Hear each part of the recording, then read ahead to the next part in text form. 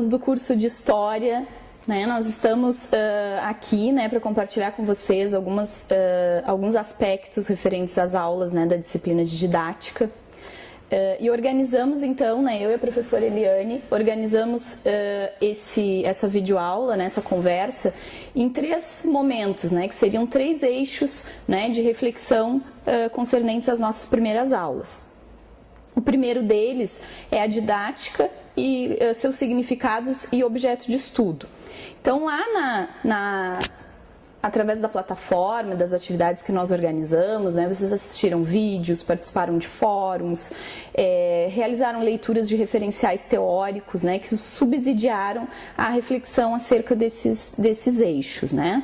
Nesse primeiro eixo, que trata da didática, né, os seus significados e objeto de estudo, nós pensamos, né, refletimos a partir de um vídeo e de um texto, né, do primeiro capítulo deste livro, né, que a professora Eliane tem em mãos, que é o livro do Marcos Maceto, intitulado Didática, Aula como Centro.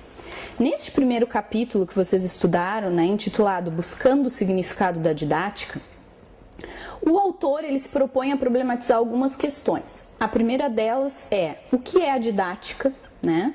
A segunda, de que assuntos ou temas ela trata. E na sequência, o autor se propõe, né, a refletir sobre quais as contribuições da didática para o campo da formação de professores. Tivemos um fórum, né, além de um livro digital e de um vídeo que vocês assistiram, nós tivemos um fórum para debater essas questões, essas proposições, né? O autor ele esclarece então neste capítulo, né? Vamos fazer uma retomada, né, para que possamos refletir acerca de todas essas aprendizagens, né, focalizadas ao longo da disciplina. E nesse primeiro momento, então, o autor ele nos traz, né, que a didática ela tem raízes históricas antigas, né? Então, ela, desde a Grécia antiga, né, ela já significava, já se propunha, né, a ensinar, instruir e orientar. Além disso, né, o autor faz uma crítica à ideia muito difundida, bastante difundida entre os profissionais da educação, de que a didática ela consiste num compêndio de técnicas ou de receitas, né, de um receituário para ensinar. E isso, pessoal, pode ser questionado ou repensado se nós pensarmos, em primeiro lugar, nas relações entre a educação e a sociedade, ou entre a escola e a sociedade. E pensarmos que se a educação ela está vinculada à vida em sociedade e que se a sociedade está em constante transformação, em constante mudança, essas demandas educacionais acompanham essas mudanças, né? E nesse sentido, nós chegamos à conclusão de que não é possível traçar técnicas infalíveis ou ter receitas, né, que vão se adequar a qualquer contexto ou a qualquer tempo em que a educação esteja acontecendo. Além disso, nós não podemos perder de vista que as escolas, as comunidades, né, os grupos sociais com os quais nós trabalhamos, eles se situam em contextos específicos, né, eles possuem uma cultura singular e, desse modo, a contribuição que a didática pode nos dar, né, para as práticas docentes está na reflexão sobre os desafios que a educação, né, que são colocados à educação, e além disso, como nós vamos repensando e ressignificando a nossa prática a partir dos desafios cotidianos que vão se colocando, vão se apresentando na prática pedagógica, ok? Então, para além, né, de qualquer receita ou qualquer técnica, né, que vai ser repetida ou replicada em qualquer contexto educacional, a didática ela significa muito mais uma reflexão sistemática sobre os processos de ensino e aprendizagem que acontecem nos contextos educacionais. E é essa definição de didática, né, que o autor propõe, fundamentado em outros autores, em outros pensadores, né, quando ele coloca como definição para a didática a reflexão sistemática sobre o processo de ensino-aprendizagem. Na disciplina, né, nós tentamos criar diversas situações, né, dialógicas e reflexivas para que vocês pudessem, então, exercitar, né, esse processo didático, né, de se confrontarem com alguns dilemas da prática pedagógica, com algumas situações que requerem reflexão sistemática sobre os processos de ensino e aprendizagem. E observem que a didática, então, como essa reflexão sistemática sobre os processos de ensino e aprendizagem, ela vai se valer ou vai dialogar com outros campos de saber, como a antropologia, a filosofia, a sociologia, né, para levar a cabo as suas proposições, né, ou para pensar e tentar responder a esses desafios que se colocam no contexto das práticas pedagógicas. Assim, né, ela propõe então a reflexão ou pensar, né, ou a busca por estratégias, né, que deem conta de algumas questões que se colocam, né, na sala de aula e no dia a dia, né, no cotidiano escolar em que o ensino acontece. Então, o autor propõe algumas perguntas, né, que são objeto de estudo da didática, como, por exemplo, como o estudante, né, a criança, o jovem ou o adulto aprendem? Como o professor organiza uma atividade em aula? Né? Como ele pode organizar essa aula de forma mais construtiva e significativa? Como podemos ajudar os alunos a aprenderem? Qual a influência dos governos e da sociedade sobre a escola? Né? Então, observem que todas essas questões, dentre outras, né, que emergem no dia a dia da sala de aula, são questões que interessam a didática, porque todas elas estão relacionadas com os processos de ensino e aprendizagem, ok? Então, né, na sequência, né, o autor, vai discorrer, né, sobre a didática e o processo de ensino e aprendizagem.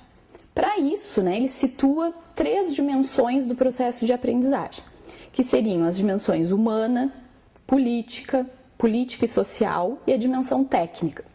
Então, observem que a didática ela vai se ocupar, né, ao refletir sobre os processos de aprendizagem, ela vai se ocupar dessas 3 dimensões.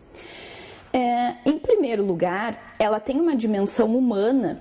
Primeiro porque trabalhamos com pessoas, né? Nessa relação entre pessoas, professores, estudantes, estudantes, professores, gestores, estudantes, professores e famílias ou cuidadores, né? dos sujeitos escolares, enfim. Então, essa ação pedagógica ela se dá sempre através de relações interpessoais.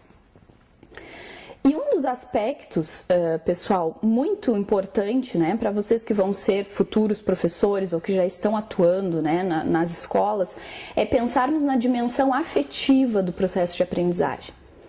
Isso não é difícil, né, de identificarmos na nossa própria experiência quando lembramos de algum professor que foi importante na nossa trajetória escolar ou na nossa vida pessoal até, quando esse professor tem um modo, né, especial de considerar as nossas características individuais, né, quando ele tem uma sensibilidade, né, uma relação de proximidade ou de cumplicidade com os alunos. Então, essa é uma dimensão também, tanto quanto a dimensão política e social e a dimensão técnica, é uma dimensão que vai fazer diferença ou que é também decisiva para o fracasso ou o sucesso dos estudantes dentro das escolas. Ok? Além disso, né, já nos encaminhando para a segunda dimensão, que é a dimensão política e social, devemos pensar que esses sujeitos escolares, né, e essas relações que acontecem dentro da escola, elas estão sempre situadas num tempo e num lugar específicos, ok?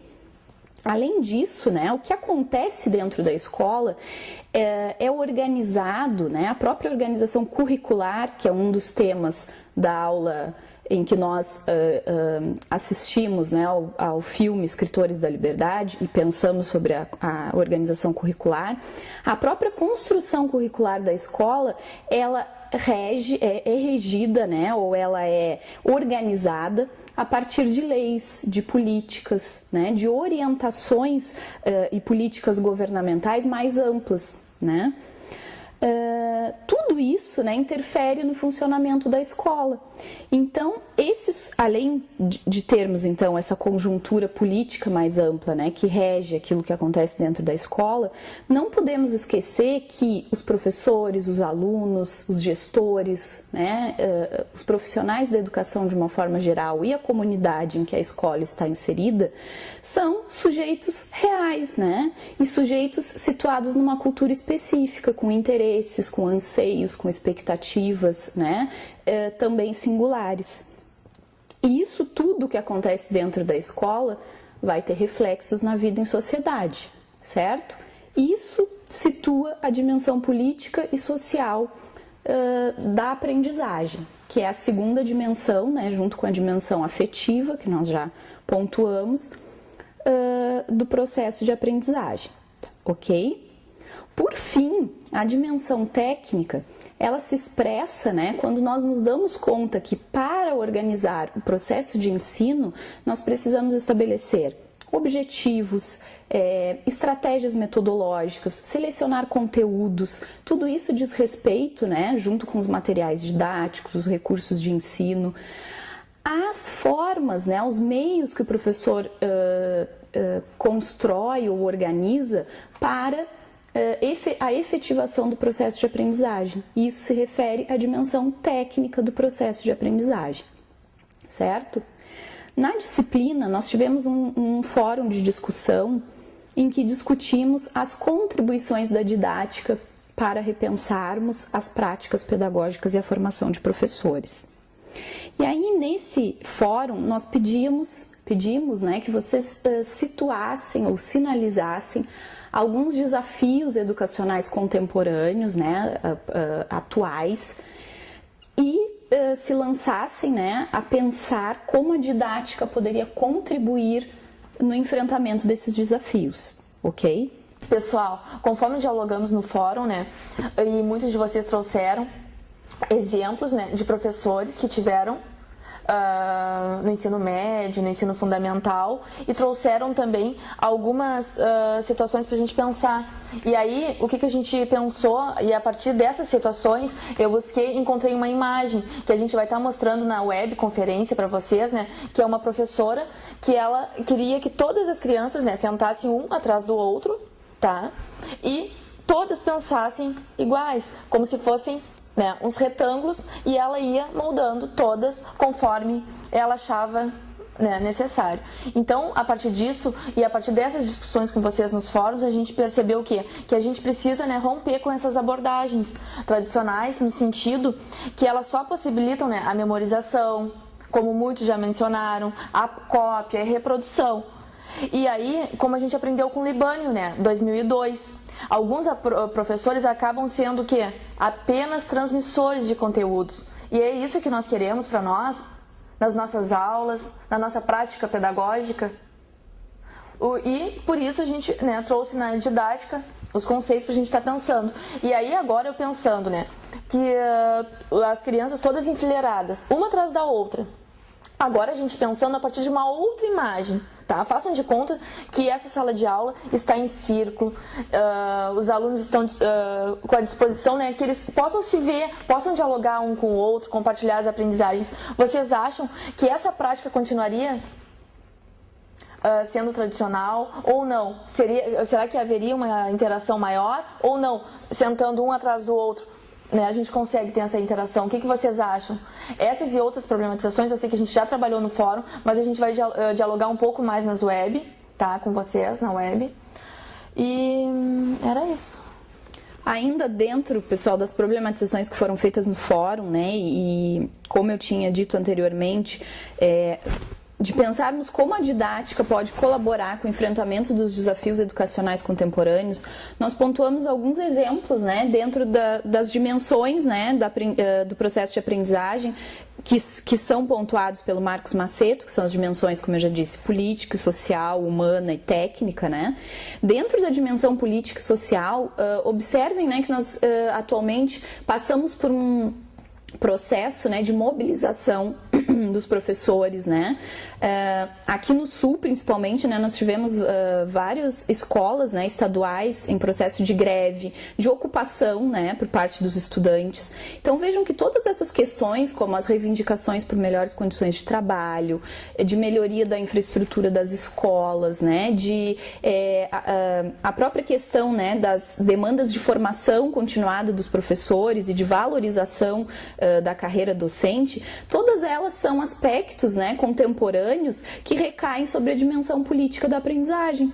Obviamente que uma sala de aula, né, ou uma escola que não tem uma boa estrutura física, né, uma infraestrutura física adequada ou que crie condições favoráveis à aprendizagem, né, ela não está potencializando os processos de ensino e aprendizagem para que eles ocorram da melhor maneira possível, né? Assim como a valorização do professor, a questão, né, da formação continuada, que é outra reivindicação frequente, né, feita pelos professores. Então observem que todos esses aspectos, né, que parecem às vezes tão distantes da escola ou do processo de aprendizagem do aluno, eles estão implicados nessa relação de ensino e aprendizagem e são muito são aspectos centrais desse processo de aprendizagem dos estudantes que precisam ser levados em conta.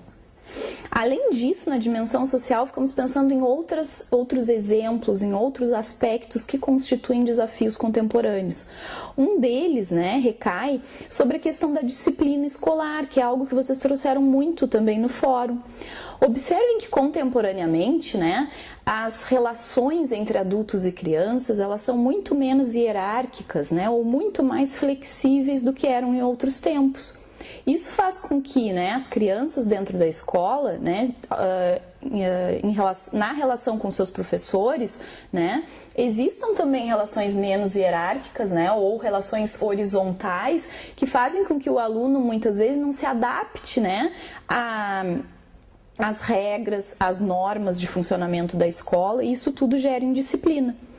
Observem que nós temos, né, se pensarmos ainda nessa dimensão social, se pensarmos na comunidade escolar, se pensarmos nos familiares ou cuidadores, né, das crianças, dos jovens, observem que esses adultos em contato com os jovens, eles têm jornadas de trabalho cada vez mais intensas, eles estão cada vez menos presentes com essas crianças e esses jovens. A mídia passa a ocupar na vida dessas crianças e desses jovens um papel muito mais central do que em outros tempos. Certo? Isso faz, né, com que esses adultos, ao estarem em contato com as crianças, tenham, então, uma certa prática em relação a eles muito mais permissiva do que se tinha em outros tempos, né? Porque eles passam menos tempo, esse tempo precisa ser mais valorizado. Por outro lado, as crianças, né, elas são cada vez... existem, né, taxas de natalidade, né, que estão decrescendo, então a criança cada vez, o número de filhos é cada vez menor, essa criança é cada vez mais valorizada. Nesse sentido, essa permissividade ou essa relação entre adultos e crianças também se flexibiliza.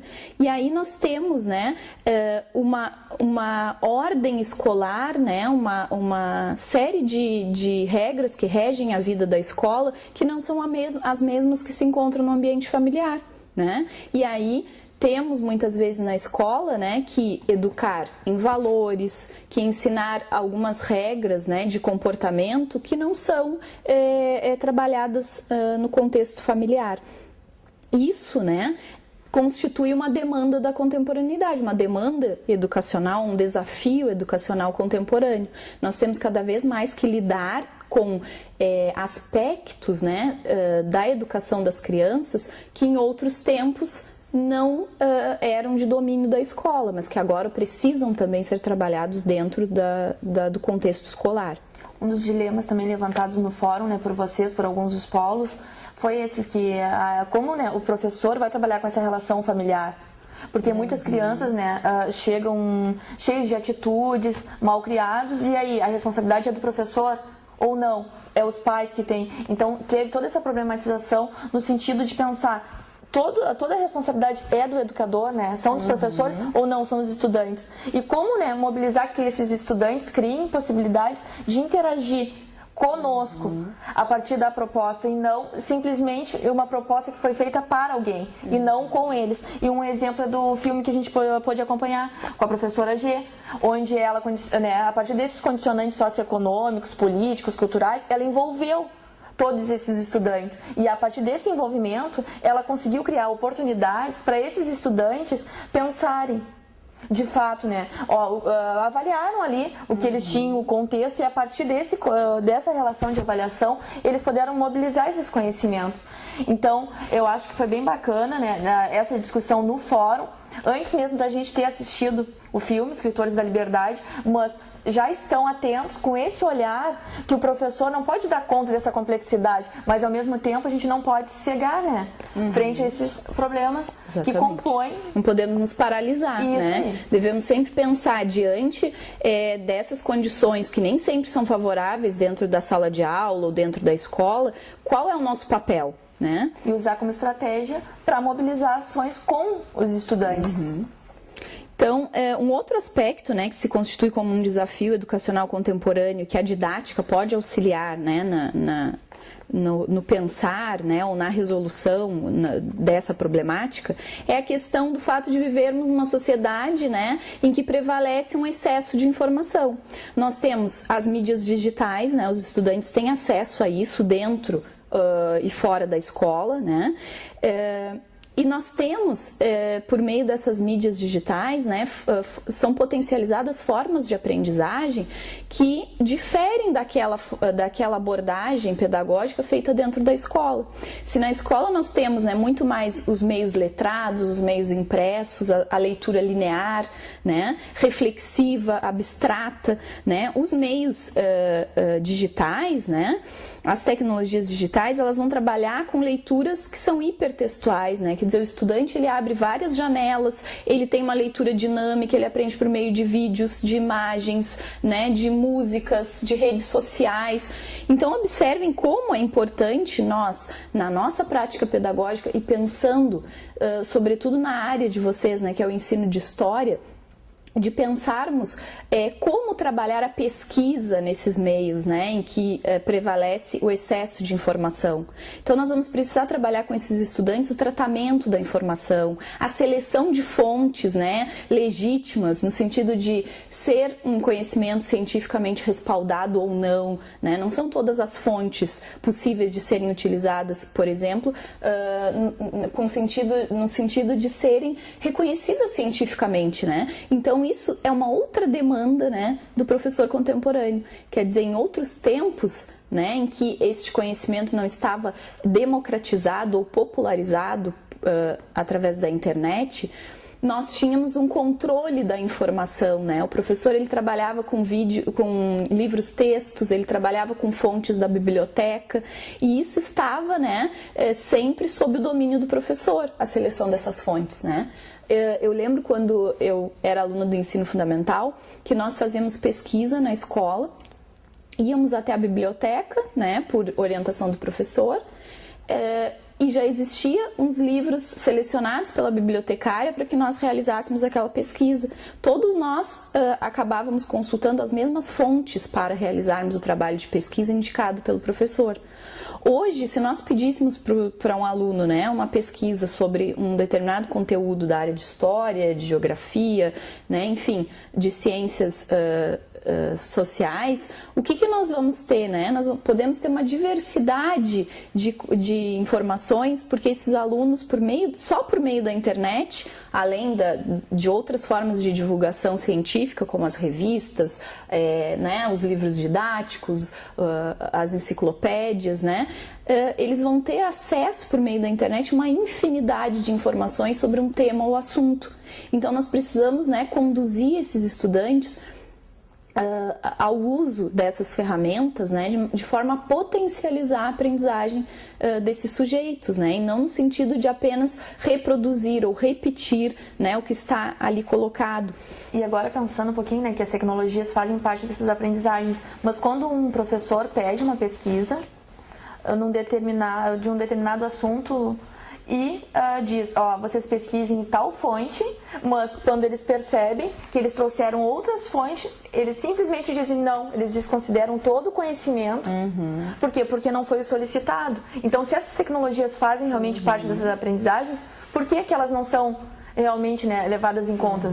Porque, na verdade, a gente tem que propor que eles procurem. A gente tem que dizer, tal da bibliografia, sim, mas a gente não pode dizer, tem que ser unicamente em tal site. A gente não pode fazer isso. Só que muitas vezes a gente ainda percebe, em pleno século XXI, ainda que os professores percebem que precisam fazer com que a tecnologia faça parte das suas aulas. Por quê? Porque os adolescentes, os estudantes levam para a sala de aula os celulares, tem o computador e elas precisam inserir. Mas como inserir?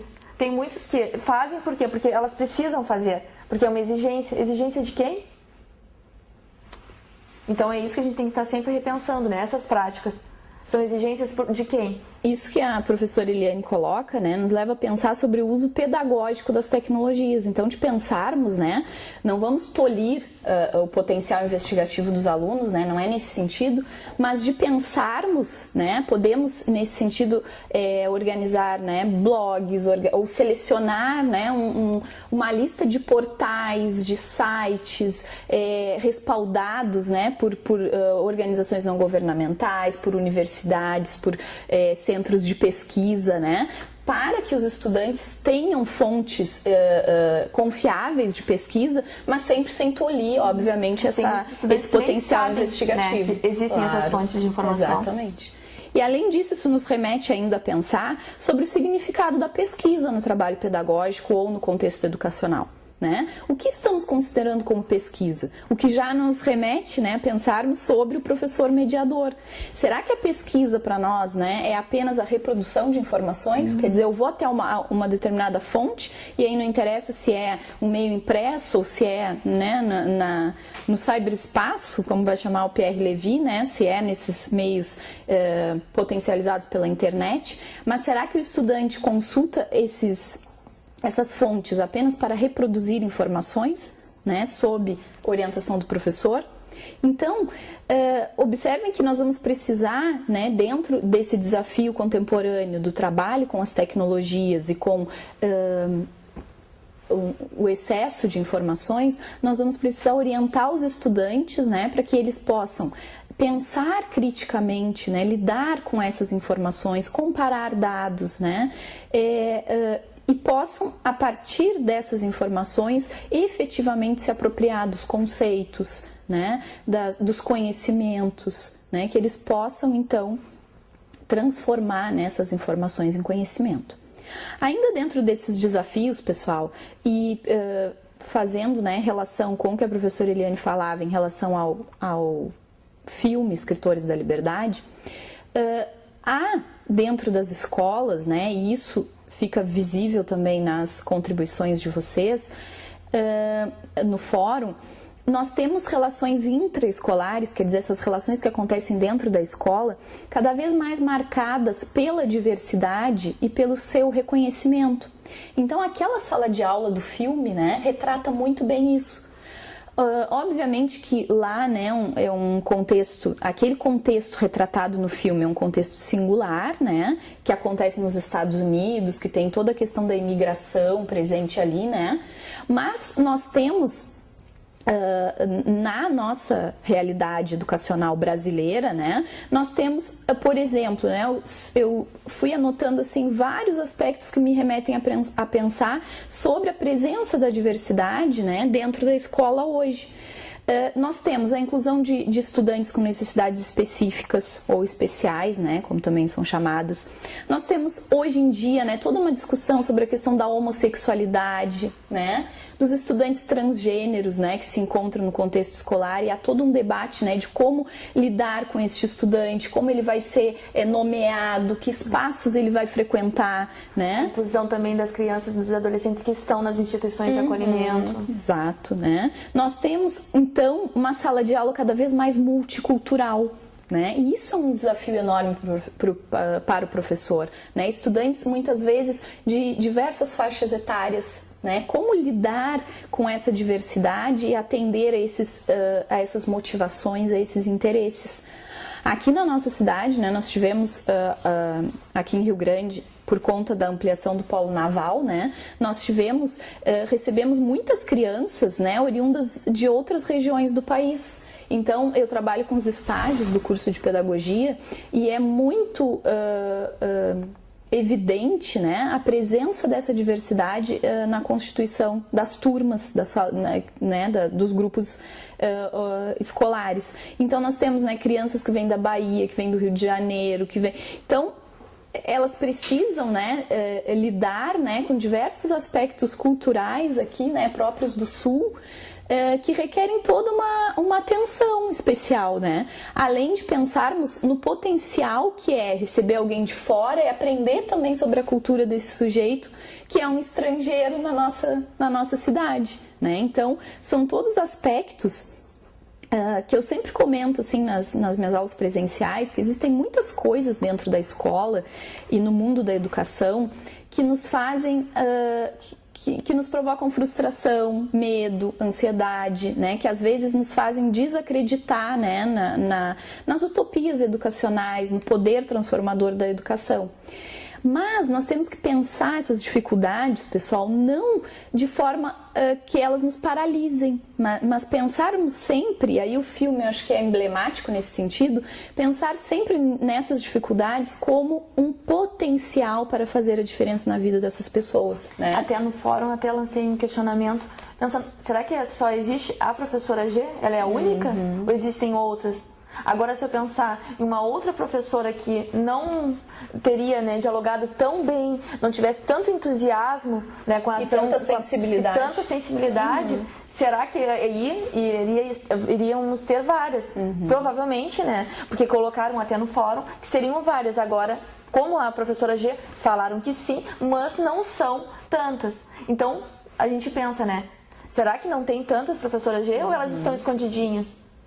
Então, observem que nesse filme, né, e eu acompanhei, né, junto com as tutoras, nós acompanhamos nas reuniões que fazemos semanalmente, e conversávamos, né, sobre um aspecto que vocês mencionaram no fórum, que é o quanto a protagonista do filme, ela acaba, né, aproximando ou mesclando, ou há uma certa articulação entre a vida pessoal e a vida profissional, de tal forma, né, que alguns aspectos da vida pessoal dessa mulher, dessa protagonista, vão sendo afetados pelo que acontece na vida profissional. Então ela vai em busca de um segundo emprego para poder financiar o passeio dos alunos, né, para poder comprar livros que seriam um material que a escola deveria possibilitar para a realização das suas aulas. E eu, junto com as colegas, fazia a seguinte problematização. Será que o professor, né, a identidade profissional desse professor, ela se separa da identidade pessoal, né? Quer dizer, quando estamos na situação de ensino em sala de aula, quando estamos dentro da escola, como pessoas nós vamos sendo atravessados pelo que ali acontece também, né? Vamos sendo sensibilizados, vamos sendo tocados. E ela escolheu não permanecer indiferente a tudo que estava acontecendo naquela escola, de modo distinto dos demais colegas da escola que ignoravam os problemas que aquelas crianças tinham. E observem que o que se passava naquele contexto educacional retratado no filme era tão complexo, né, no sentido de que existia um currículo oculto, né, que é tema da nossa aula também, operando, né, nas aprendizagens e no processo de ensino dentro daquela escola, de modo que se organizava as turmas, né, pelos melhores alunos e os alunos com histórico de reprovação ou de repetência, né. Não se acreditava que os alunos das turmas, né, que tinham uma distorção idade-série, que eram repetentes, poderiam, ou chamados estudantes com problemas, poderiam ter acesso a determinados materiais didáticos, né, como os livros de Shakespeare, quer dizer, eles não teriam condições de realizar uma leitura daquele tipo de material. Então, as crenças que os professores tinham a respeito dos alunos fazem parte do currículo oculto e são aspectos centrais também para a organização do processo de ensino. E tamanho era então o descrédito em relação a esses estudantes, que a professora G, naquele momento, quer dizer, naquele ano letivo, se ela não tivesse se mobilizado, né, enquanto pessoa, para buscar outros meios, né? Que fosse a compra dos livros que os estudantes puderam, né, estudar.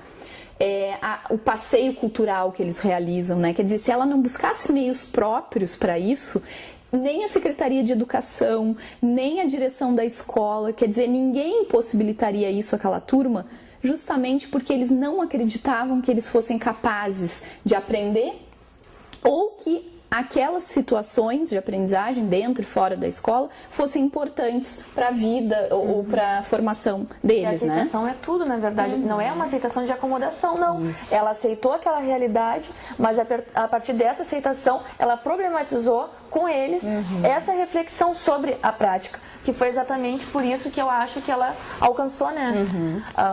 Não digo sucesso, mas essa emancipação deles, né? Esse diálogo, esse compartilhar em roda. E observem que essa estratégia, que acaba sendo uma estratégia de resistência da professora diante de todos esses percalços com os quais ela se depara, no ano seguinte, ou na continuidade da história que é mostrada, né, ela vai se converter numa potencialidade, porque diante, então, da possibilidade, né, que ela mostra que os alunos têm para aprender, para serem pessoas melhores, né, para se formarem no ensino médio, né, ela consegue, na sequência, computadores para os seus alunos, né? Ela consegue o apoio da Secretaria de Educação.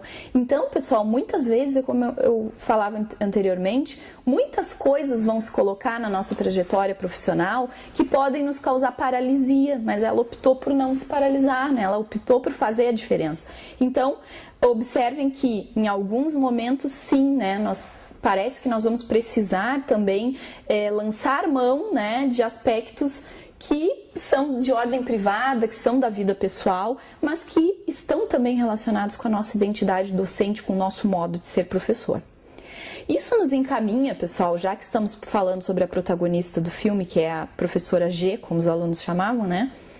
Nos encaminha a reflexão sobre o professor mediador, que é a metáfora que o autor José Carlos Libânio cria, né, para falar, né, sobre a questão da mediação, que é um tema emergente, né, no campo da didática, né, um tema de pesquisa e de estudo emergente, para falar justamente, né, sobre o papel do professor diante desses desafios que nós colocávamos aqui, né, e o papel do professor no sentido de possibilitar uma apropriação ou a efetivação da aprendizagem dos alunos e não a mera reprodução ou repetição de informações, certo?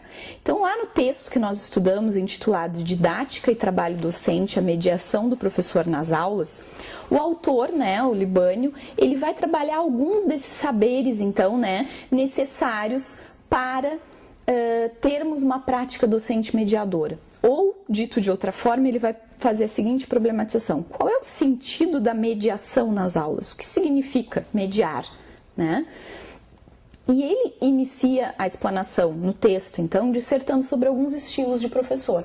O primeiro professor que ele traz, né, nessa, vamos chamar assim, de esquematização, né, porque claro que é muito difícil a gente enquadrar os professores, o modo de ser professor num modelo, mas observem que ele usa essa estratégia, né, que é didática também, porque ele vai propor, né, uma forma de organizar o nosso pensamento ao realizarmos a leitura. Ele vai mostrando que muitas vezes nós podemos ter ações de um estilo ou de outro, né, dos professores que ele apresenta, mas o que nós devemos buscar é a prática mediadora, no sentido de que ela é que vai possibilitar ao estudante, né, uma efetiva apropriação dos conteúdos, né, e a mobilização dos conhecimentos nas situações de vida, tá?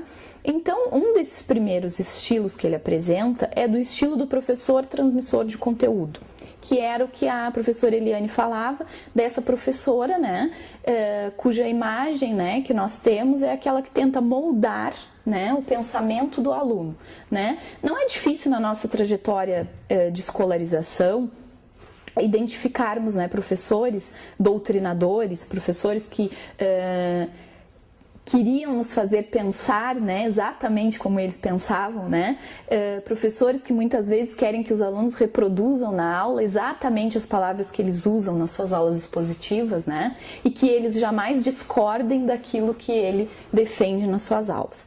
Então, esse professor transmissor de conteúdo, ele está preocupado, então, muito mais com o conteúdo em si do que com as características individuais ou coletivas dos grupos com os quais ele trabalha, certo? Então ele vai usar as estratégias metodológicas sempre iguais, né? Ou as aulas dele vão ser sempre iguais, independente do contexto em que ele atua. Um dia desses, numa das aulas que eu ministro da disciplina Mídias e Educação, nós conversávamos a respeito dessas questões e uma aluna dividiu conosco que ela teve um professor, né, no curso de biologia, que ela é formada já em biologia, agora cursa pedagogia, que usa as mesmas transparências, né, naquele instrumento que é o retroprojetor, que ele criou nas aulas dele de 1980 e poucos, né? Então observem, esse professor ao longo da sua trajetória de atuação, será que nada se modificou, né? Não só em relação ao conteúdo, mas a forma como ele pode ser abordado? Que outras tecnologias ou que outros instrumentos ou recursos didáticos nós temos hoje e que poderiam enriquecer a aula desse professor, como por exemplo a inserção de imagens, vídeos, né, que são as ferramentas que nós temos hoje. Além disso, a cada ano eu recebo estudantes diferentes. Na própria universidade tem sido assim. Essa sala de aula multicultural que nós conversávamos a respeito do filme, é uma sala de aula que se expressa aqui na universidade também, né? Nós temos estudantes com a própria implantação do Enem, essa diversidade cresceu muito. Nós temos estudantes mais velhos, né? Mais jovens, estudantes que vêm do supletivo, estudantes que vêm de escolas particulares. A gente tem... Então, assim, como é que eu lido com essa diversidade, né? E como é que a cada ano essa configuração da sala de aula, que vai ser distinta, que vai ser singular, me coloca desafios diferentes, de modo que eu preciso repensar a minha aula. Ela não pode ser sempre a mesma, não é possível que ela seja sempre a mesma, né? Independente do conteúdo com o qual eu trabalho. Então vejam que esse professor, transmissor de conteúdo, ele está preocupado com o quê? Com a memorização, com a repetição, né? E isso, dentro dos estudos da didática, né, nós fazemos a diferença entre o que é uma aprendizagem mecânica e uma aprendizagem significativa. Quando nós trabalhamos apenas com a repetição, com a memorização, quando nós não contextualizamos os conteúdos com o que acontece na vida social, com as experiências dos estudantes, nós temos uma aprendizagem mecânica. Então, eu estudo, é aquilo que a gente ouve muito, né, dos alunos, ou temos também na nossa vivência escolar a experiência de ter vivido isso, né? Nós estudamos um conteúdo, nós tiramos 9 na prova, 10 na prova, e daqui a um mês, o que ficou disso, né? Ou atualmente, o que ficou das nossas aulas de história, de geografia, o que é o curso de história, né? Nós pensarmos aonde foram parar todas aquelas informações que nós devolvíamos para o professor por meio de questionários, de provas, onde isso tudo foi parar?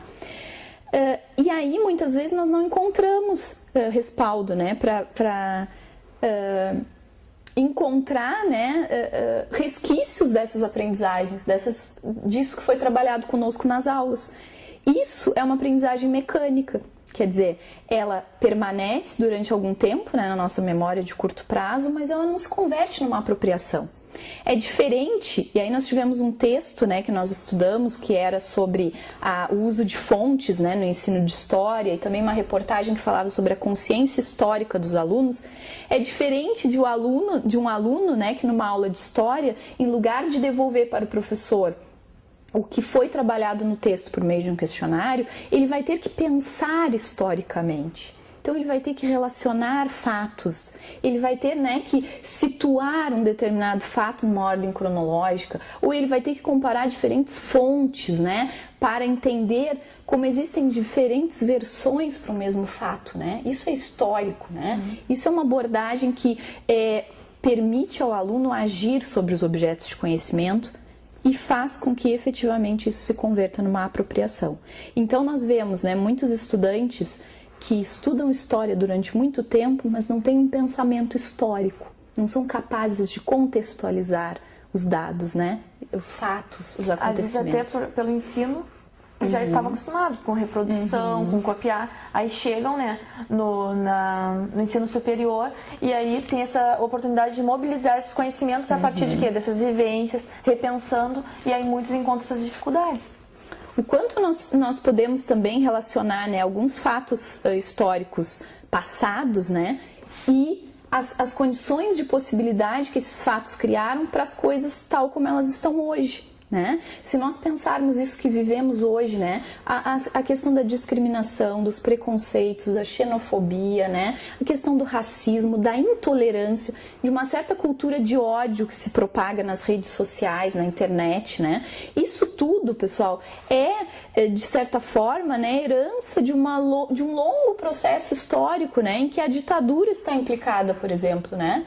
E aí, fazer o aluno pensar historicamente se refere também a relacionar fatos passados e a forma como eles estão implicados no presente. Quer dizer, eles criaram condições de possibilidade, alguns fatos históricos, para as coisas tais como elas são hoje, né? Eu fiquei pensando aqui, né?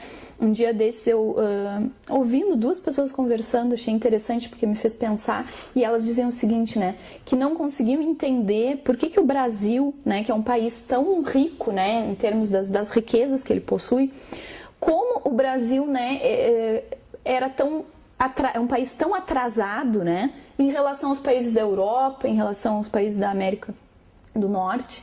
E aí eu ficava pensando o seguinte, né, tentando resgatar, né, e pensar historicamente, eu lembrava, né, bom, o Brasil ele foi uma colônia de exploração e não uma colônia de povoamento lá na época, né, do descobrimento, se a gente resgatar todos esses fatos, né. Isso fez com que muitas das nossas riquezas fossem dilapidadas, né? E isso tem reflexos até hoje, né? No modo como nós nos percebemos como brasileiros, como atrasados, como, né? Na própria representação que se tem do que somos, mas também na forma como o desenvolvimento econômico, o desenvolvimento social foi acontecendo no nosso país, de forma que temos desigualdades tão gritantes como as que hoje se colocam. Isso não é o único aspecto implicado na situação do nosso país tal como ele está hoje, existiriam outros elementos aí, a gente poderia pensar nas questões políticas, né, nas questões da própria corrupção, como vem se colocando, mas vejam que isso é um dos aspectos, sim, que está implicado, né, na a possibilidade de termos desigualdades tão marcantes como temos hoje, né? Então foram coisas que eu vou sempre, né, buscando do cotidiano para pensar nas aprendizagens, nos saberes, né, que a didática possibilita, né, ao professor. Então, e eu acho que o enriquecedor foi isso, porque nos fóruns a gente percebe isso. Os estudantes conseguiram pensar um pouquinho a partir da prática deles, né? Sim. A partir da leitura e relacionando com os fatos históricos. Então observem, pessoal, que nessa prática, né, do professor transmissor de conteúdo, como eu vinha colocando antes, o aluno não é capaz de desenvolver um raciocínio próprio, né, ou de encadear conceitos, ou de aplicar um conceito fora da situação em que o professor propõe. Né? Ele não é capaz de operar com esses conceitos para pensar aspectos da sua vida social, né? Isso, né, encaminha, né, o Libani vai trazendo outros, né, a partir dessa ideia do professor transmissor de conteúdos, ele vai trazendo outros estilos de professor, né, o professor animador é um deles, né. O que seria o professor animador, né? É aquele professor que tenta nas suas aulas incorporar as inovações. Então, às vezes ele vai utilizar vídeos, ele vai utilizar o projetor, ele vai inserir a informática, ele vai criar paródias para suas aulas, mas observem que por mais que ele tente, né, inovar nas suas estratégias, ele ainda continua sendo um professor transmissor, porque na sua avaliação, na sua forma de lidar com o conteúdo, ele ainda pretende que o aluno devolva o conteúdo tal como ele expõe, né? Então, há, nesse sentido, um avanço, porque é um professor que está aberto às inovações, que isso é uma postura importante. Mas vejam que no âmago da sua abordagem pedagógica, esse professor não promove mudanças significativas, né? ele vai trazendo então, né, outros estilos de professor. Então, o professor laboratório, né, que é aquele que acha que precisa sempre nas suas aulas precisa de uma abordagem prática, de uma simulação, de um experimento. Não também que isso não seja importante, mas observem que isso por si só não garante uma apropriação dos conceitos, né? Quer dizer, nós precisamos, além disso, ampliar, né, ou potencializar a participação dos estudantes, né, a possibilidade de que eles dialoguem, de que eles participem, de que eles efetivamente intervenham sobre aquilo que é ensinado. Então, quando nós pedimos, por exemplo, não para que ele devolva o conteúdo tal como foi trabalhado num texto, que é simplesmente repetir uma informação, mas quando pedimos que eles comparem, né? Quando pedimos que eles tracem uma linha do tempo, quando pedimos que eles, o exemplo que eu dava, né, analisem os reflexos de um determinado acontecimento histórico no que se coloca hoje no presente, né? Quando nós propomos a esse estudante, né, que eles relacionem informações, que eles se posicionem criticamente, que eles relacionem uma reportagem, um acontecimento noticiado pela mídia, né? Comparando diversas fontes, né? Isso é efetivamente pensar, né? Ensinar a pensar e não simplesmente devolver, né, uma informação trabalhada por meio de um texto, enfim. Ele traz ainda outros exemplos, né, que é o professor comunicador, que é algo que a gente observa muito, né, ele dá até o exemplo dos cursinhos pré-vestibulares, né, que é aquele professor que está muito mais interessado em entreter o seu aluno. Não que a sua aula não seja interessante, não seja sedutora, mas ele está muito mais interessado em entreter o estudante do que propriamente em converter essa aprendizagem numa apropriação, né? Então ele vai trazendo esses exemplos para encaminhar, então, né, a proposição dele, que seria, né, o desafio de sermos professores mediadores. Então ele vai dizer, bom, nós temos esses estilos de professor, cada um de nós pode carregar, né, algumas características dessas no nosso modo de ensinar. Mas e para sermos professores mediadores, né? O que precisamos, né? Quais são essas características da mediação ou de uma prática pedagógica mediadora? E aí ele vai dizer, essa questão da mediação é uma relação didática em que o professor ele atua como mediador entre o estudante e a matéria ensinada, ou entre o conteúdo, ok? Então o professor ele vai criar os meios necessários para que esse conteúdo efetivamente se converta numa apropriação, certo? Para isso, né, ele vai apontando alguns elementos que seriam importantes. Então ele traz, fundamentado, né, nas teorias do Vygotsky, e vai trazer até outros autores, como Castells e outros autores, né, e aí vejam como a didática ela vai se valer de vários campos, né, como a própria teoria da comunicação, a sociologia, as teorias de aprendizagem, né, para lidar, né, com esses desafios da prática pedagógica. Então ele fala que essa mediação, né, requer ampliar as capacidades intelectuais dos estudantes. Então, observem que o memorizar, o reter informações, né, ou copiar exatamente como o professor propõe, não mobiliza, né, a capacidade intelectual do estudante. Nós precisamos de situações didáticas, né, que criem conflitos cognitivos, que coloquem os estudantes diante de situações, problema que eles tenham que resolver, né? Um outro aspecto que ele fala é sobre que nós devemos trabalhar o domínio dos conceitos quando trabalhamos uma determinada área, e aí vamos pensar que o ensino de história, que nós teríamos que organizar, né, uma abordagem pedagógica pautada nos modos próprios de pensar e de ensinar, de investigar daquele campo de saber. Pensando no campo da história, né, como pensar historicamente, esse seria o desafio, né? Como organizar as nossas aulas de modo que os estudantes tenham uma consciência histórica, né? Além disso, um terceiro aspecto seria a relação entre o conteúdo e os motivos ou interesses, quer dizer, aquilo que mobiliza os estudantes. As razões pelas quais os estudantes vão se sentir né, motivados a se engajarem na atividade intelectual.